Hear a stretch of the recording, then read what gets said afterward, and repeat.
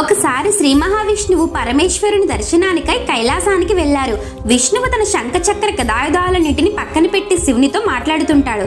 అక్కడే ఆడుకుంటున్న బాలగణపతి దగదగా మెరిసిపోతున్న సుదర్శన చక్రాన్ని చూసి తినే పదార్థం అనుకుని అమాంతం నోట్లో వేసుకుని మింగేస్తాడు. శివునితో కబుర్లు ముగిసిన తర్వాత విష్ణువు తన ఆయుధాలు ఉంచిన చోట చూస్తే సుదర్శన చక్రం కనబడదు.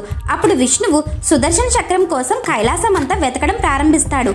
అప్పుడే అక్కడికి వచ్చిన బాలగణేశుడు ఏం వెతుకుతున్నా అని అడగగా సుదర్శన చక్రం కనబడటం లేదని విష్ణువు చెబుతాడు. అప్పుడు బాలగణేశుడు నవ్వుతూ నేను మింగేశాను కదా అంటాడు. తన చక్రాన్ని తిరిగి ఇచ్చేయమని బ్రతిమలాడిన గణేశుడు ఇవ్వడు.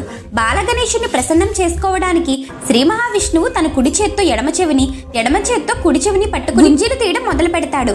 విష్ణువు గుంజీలు తీస్తుంటే విచిత్రంగా అనిపించడంతో వినాయకుడు పగలబడి నవ్వుతాడు. విపరీతంగా నవ్వడంతో కడుపులో ఉన్న సుదర్శన చక్రం నోటి నుండి బయటపడుతుంది. అప్పటి నుండి గణపతి సమక్షంలో గుంజీలు తీస్తే కోరిన కోరికలు